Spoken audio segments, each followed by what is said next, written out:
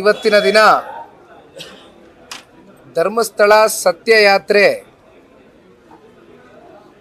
ಧರ್ಮಸ್ಥಳದ ಮಂಜುನಾಥ ಸ್ವಾಮಿ ಹಾಗೂ ಅಣ್ಣಪ್ಪ ಸ್ವಾಮಿಯ ದರ್ಶನವನ್ನು ಪಡೆಯುವ ಮೂಲಕ ಕಳೆದ ಹಲವಾರು ದಿನಗಳಿಂದ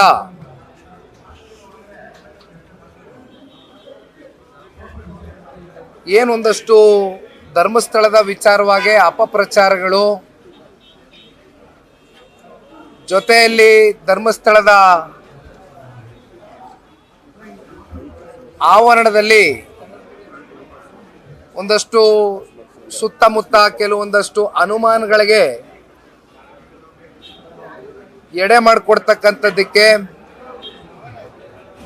ಒಂದಷ್ಟು ಷಡ್ಯಂತ್ರಗಳು, ಹುನ್ನಾರಗಳು ಬಹಳ ವ್ಯವಸ್ಥಿತವಾಗಿ ಸಂಘಟಿತ ಪಿತೂರಿ ನಿರಂತರವಾಗಿ ಆಗ್ತಾನೆ ಏನು ಬಂದಿದೆ. ಇವೆಲ್ಲದರ ವಿರುದ್ಧವಾಗಿ ಇವತ್ತು ಇಲ್ಲಿ ರಾಜಕಾರಣವನ್ನ ಬೆರೆಸ್ತಕ್ಕಂಥ ಪ್ರಶ್ನೆ ಇಲ್ಲ. ನಾವು ರಾಜಕಾರಣ ಮಾಡಲಿಕ್ಕೋಸ್ಕರ ಇವತ್ತು ಇಲ್ಲಿ ಬಂದಿಲ್ಲ. ಪಕ್ಷಾತೀತವಾಗಿ ಇವತ್ತು ಅಸಂಖ್ಯಾತ ಕೋಟ್ಯಾಂತರ ಭಕ್ತಾದಿಗಳು ಇವತ್ತು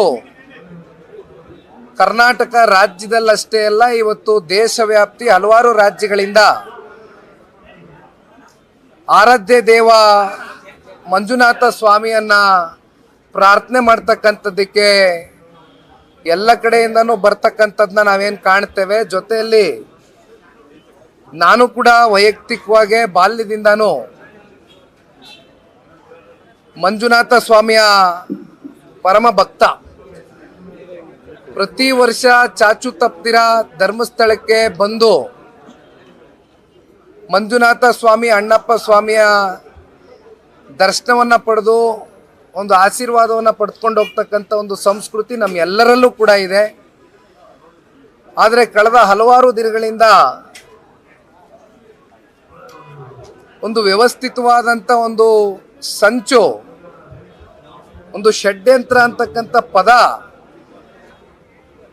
ಬಹುಶಃ ವಿಧಾನಮಂಡಲದ ಕಲಾಪದಲ್ಲಿ, ಈ ಸರ್ಕಾರದಲ್ಲಿ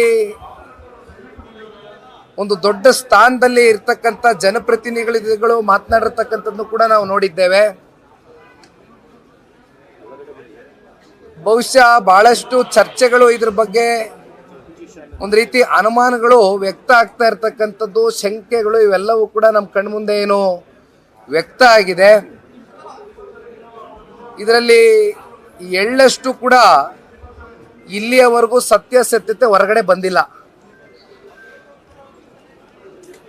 ಆದರೆ ಈ ಹಿಂದೆ ಯಾವ ಒಂದು ಸಮಾಜಘಾತಕ ಶಕ್ತಿಗಳು ಕೆಲಸ ಮಾಡ್ತಾ ಇದೆ, ಒಂದು ಹುನ್ನಾರವನ್ನು, ಒಂದು ಪಿತೂರಿಯನ್ನ ಮಾಡಿ ಆ ಸಮಾಜಘಾತಕ ಶಕ್ತಿಗಳು ಇವತ್ತು ಸಮಾಜದ ಮುಂದೆ ಇವತ್ತು ತನಿಖೆಯ ಮೂಲಕ ಅವ್ರನ್ನ ಹೊರಗೆ ತಗೊಂಡು ಬರ್ತಕ್ಕಂಥ ಒಂದು ಕೆಲಸವನ್ನ ಮಾಡಬೇಕಾಗಿದೆ.